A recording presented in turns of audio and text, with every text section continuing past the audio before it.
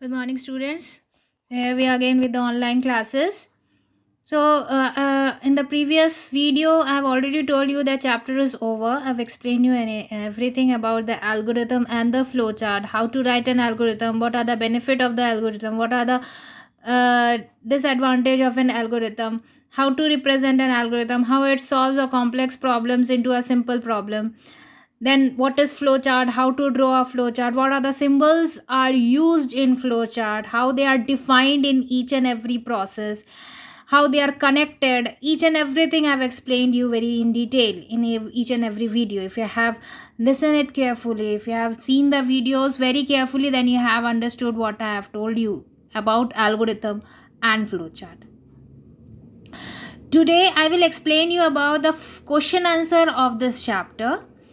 You can see all these questions are there at the back of your exercise. These are the questions which are you have to write down in your copy, in your fair copy. So I explained you some of the questions which I have written here. That is, what do you mean by algorithm?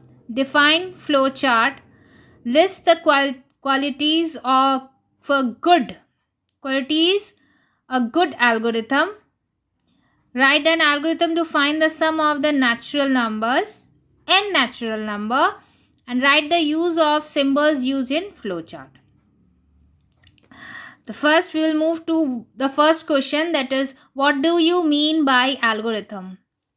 I've told you earlier also what do you mean by algorithm. Algorithms are the step-by-step procedure which solve a problem. An algorithm is a procedure or formula solving a problem based on sequence of specified action, जो action already defined है कि इसी process में हमको ये problem solve करना है, तो वो जो steps हम करते हैं यही करना होता है हर एक काम के लिए. जो भी काम हम करते हैं, जो काम करने के लिए जो स्टेप्स यूज होते हैं, जो पहले से डिफाइंड होते हैं, उसको कहते हैं specified actions. And algorithm can be simple process. एक सिंपल प्रोसेस के द्वारा हम रिप्रेजेंट करते हैं एल्गोरिथम को, such as multiplying two numbers और complex operation such as playing a compressed video file. अगर किसी वीडियो फाइल को प्ले करना है तो हम कौन सा प्रोसेस अप्लाई करेंगे कि वीडियो फाइल ओपन हो, तो हम क्या क्या करते हैं एक वीडियो फाइल को ओपन करने के लिए, वो सारे स्टेप को भी हम एल्गोरिथम वाइज लिख सकते हैं. ठीक है, तो डेफिनेशन क्या है? An algorithm is a procedure or formula solving a problem based on a sequence of specified action. An algorithm can be a simple process such as multiplying two numbers or a complex operation such as playing a compressed video file. Next, move to the second question, that is define flowchart. Flowchart is the visual representation of an algorithm. I've already told you this is the visual representation of an algorithm, which whatever we write in algorithm, same thing we represent with the help of the flowchart with the help of the different symbols or boxes. A flowchart is a visual representation of the algorithm needed to solve problems.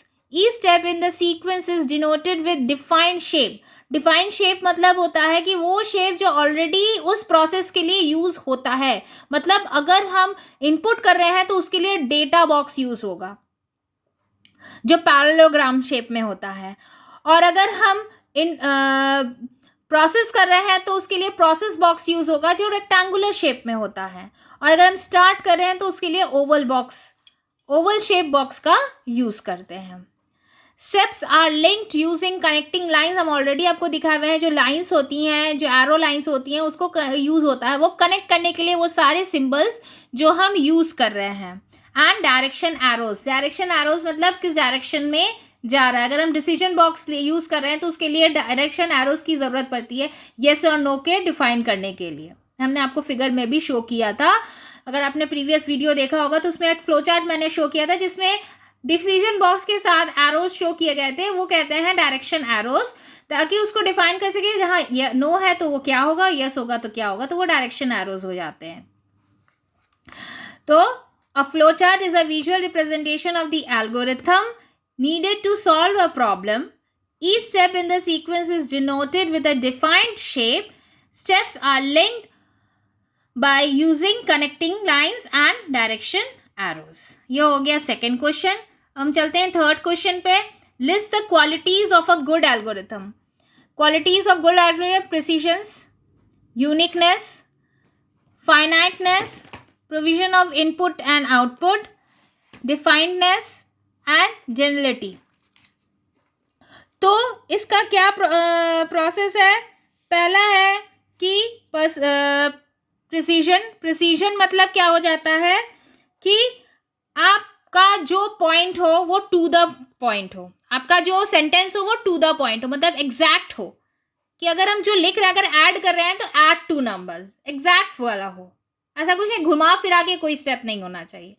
जो भी step हो वो add to the point answer है उसका। Uniqueness: हर एक step अलग अलग होना चाहिए। कोई भी स्टेप पहले स्टेप से मैच नहीं होना चाहिए, सबका स्टेप अलग अलग होना चाहिए। फाइनाइटनेस में से इसका कोई इनफाइनाइट लूप नहीं होता है। इसमें जो भी शुरू हम करते हैं उसका एक पॉइंट एंड में होगा ही। इसका कोई इनफाइनाइट लूप नहीं चलता इसमें जो भी हम लूप शुरू करेंगे तो उसका हम एंड भी करेंगे। Provision of input and output मतलब इसमें क्या होता है कि जो भी हम इनपुट आउटपुट लिखते हैं उसका रिजल्ट सही होना चाहिए। जितना भी बड़ा हम इनपुट लेंगे उस हिसाब से उसका आउटपुट भी आना चाहिए। ठीक है, कि जो भी हम इनपुट ले, चाहे वो छोटा इनपुट लें या बड़ा इनपुट लें, इनपुट के हिसाब से ही आउटपुट भी उसी अकॉर्डिंग टू आना चाहिए, ताकि ये पता चले जो भी इंस्ट्रक्शंस हम दे रहे हैं उसका सही से इंफॉर्मेशन हमें मिल रहा है कि नहीं। डिफाइंडनेस मतलब विदाउट एनी डाउट, जो भी हम डिफाइन कर रहे हैं वो किसी भी डाउट के बगैर होना चाहिए। जो भी हम स्टेप्स डिफाइन कर रहे हैं वो डाउट के बगैर होना चाहिए, क्योंकि हम एक प्रॉब्लम सॉल्व कर रहे हैं तो उसमें डाउट होना भी नहीं चाहिए। कोई भी हम प्रॉब्लम, ऐसे दो नंबर को ऐड कर रहे हैं तो उसमें कोई डाउट नहीं होना चाहिए कि पहले take two numbers, add two numbers, take out the result and stop, यही होना चाहिए। तो ये पूरा डिफाइंड होना चाहिए अच्छे तरीके से, ताकि जो भी इसको प्रॉब्लम को देखे वो उसको आसानी से समझ पाए। जनरलिटी मतलब होता है कि चाहे वो कितना भी बड़ा इनपुट क्यों ना हो, अगर प्रोसेस अलग अलग है और इनपुट सेम है तो भी ये बहुत आसानी से काम करता है। अगर हम मान लो दो ही नंबर लिए हैं लेकिन प्रोसेस अलग कर रहे हैं, मतलब उसी दो नंबर को मल्टीप्लाई भी कर रहे हैं, ऐड भी कर रहे हैं, सब्ट्रैक्ट भी कर रहे हैं, डिवाइड भी कर रहे हैं, एवरेज भी निकाल रहे हैं, तो सब कर रहे हैं लेकिन नंबर दो ही है, तो इससे कोई प्रॉब्लम नहीं होता है। प्रोसेस चाहे जितने भी हो, नंबर सेम हो, तब भी वो रिजल्ट आसानी से निकाल सकता है। तो ये होते हैं इसके लिस्ट ऑफ क्वालिटीज़ हैं ये। नेक्स्ट मूव करते हैं हम वो क्वेश्चन जो write an algorithm to find the sum of n natural number. Natural number को हम कैसे निकालेंगे? एन नेचुरल नंबर्स को निकालना है तो पहले हम स्टार्ट लेंगे, फिर एक काउंटर लेंगे 1, एक काउंटर ले लिए काउंट करने के लिए। S is equal to 0, sum को हम अभी 0 लिए हैं, ठीक है। Count is greater less than equal to n, then go to 6, step 6 क्या है? Count is equal to count plus 1, S go to 8, तो गो टू 8 क्या है? प्रिंट एस, मतलब उसका सम ऐड कर लेना है। 5 S is equal to S plus count, sum क्या है अभी? 0 है, काउंट क्या है अभी? 1 है, तो 0 प्लस 1 1 होता है। फिर काउंट में जाएंगे, count is equal to 1 plus 1 2 हो जाएगा। फिर स्टेप 4 पे हम अगेन जाएंगे, if 4 is greater than n, ऐसे करते ही हम लूप कंटिन्यू करेंगे। पहले हम काउंट लेंगे, काउंट को हमेशा एक नंबर से इंडिकेट करते हैं कि कोई भी नंबर लेते हैं काउंट को, क्योंकि हम काउंट कर रहे हैं तो हम एक काउंटर ले लेते हैं, काउंटर को 1 के हिसाब से ले लेते हैं। और s जो है वो सम कर रहे हैं, क्योंकि हमें n क्या करना है? सम ऑफ n नेचुरल नंबर, सम निकालना है उसका, इसलिए s इक्वल टू 0, अभी सम को हम 0 रखे हुए हैं। और हम इसको चेक करेंगे कि काउंटर जो है वो n से बड़ा है कि नहीं। अगर है देन गो टू 6, अगर नहीं है तो गो टू 8, ठीक है। तो इस तरह से लूप चलता रहेगा, काउंट करता रहेगा, जैसे जैसे बढ़ता रहेगा वो प्लस होता रहेगा, प्लस होते होते यहाँ ऐड होते होते यहाँ इसका रिजल्ट आ जाएगा n नंबर्स का। कोई डिफाइंड नहीं है कि 10 नंबर लेना है, 12 नंबर लेना है, डेटा कितना है? n नंबर्स, नेचुरल नंबर्स लेने हैं, ठीक है। अब मूव करते हैं हम, what are the use of symbols use in flow chart. हम सिंबल्स कौन कौन सा यूज करते हैं फ्लो चार्ट में। पहला है टर्मिनल्स या टर्मिनेटर, जो स्टार्ट एंड स्टॉप बॉक्स मैंने बताया था शुरू में, बिगिन कैसे करते हैं। प्रोसेस जिसमें करते हैं प्लस माइनस या कोई भी प्रोसेस जैसे गो टू स्कूल, ये सब ये प्रोसेस बॉक्स में करते हैं। डेटा जो इनपुट करते हैं और जो आउटपुट लेते हैं। पैरेललोग्राम जो शेप होता है जिसका, उसमें डेटा बॉक्स यूज होता है। डिसीजन डायमंड शेप या रोम्बस शेप में होता है। ये डिसीजन के लिए काम आता है कि अगर कोई डिसीजन लेते हैं उसका कंडीशन 2 आता है, या तो यस होगा या तो नो होगा। जैसे एग्जांपल हम दिए थे, Sita is taller than Gita. अगर सीता टॉलर है तो सीता का नाम प्रिंट होगा, अगर गीता टॉलर है तो गीता का नाम प्रिंट होगा, नो है तो गीता का नाम प्रिंट होगा। तो ये हो गया डिसीजन बॉक्स का। डॉक्यूमेंट क्या है, किसी चीज़ को हम जब स्टोर करके नहीं, जब हम उसको रिपोर्ट बना के रखते हैं किसी चीज़ का, कि स्टूडेंट का रिपोर्ट बना हुआ है, एक रिकॉर्ड बना हुआ है, जब हम किसी चीज़ का रिकॉर्ड बना के रखते हैं चेक करने के लिए बाद में कि वो उस रिकॉर्ड में है कि नहीं, तो ये डॉक्यूमेंट बॉक्स में रखते हैं। डॉक्यूमेंट बॉक्स रेक्टेंगुलर शेप में होता है, लेकिन उसका जो वेव बेस होता है वो वेव में होता है। ये हो गया। और स्टोर्ड डेटाबेस क्या हो जाता है, जहां हम इंफॉर्मेशन स्टोर करके रहते हैं। जैसे कंप्यूटर में मेमोरी होता है स्टोर करने के लिए, वैसे ही फ्लोचार्ट में स्टोर्ड डेटाबेस होता है इंफॉर्मेशन को स्टोर करके रखने के लिए, ताकि हम उसको बाद में यूज कर सकें। हमने इसी टाइप का एक फ्लोचार्ट भी आपको शो किया था, 2 फ्लोचार्ट मैंने शो किया था, जिसमें डॉक्यूमेंट बॉक्स भी यूज हुआ है और स्टोर डेटाबेस भी यूज हुआ है। अगर आप प्रीवियस वीडियो देखे होंगे तो ये आपने दोनों बॉक्स का यूज देखा होगा।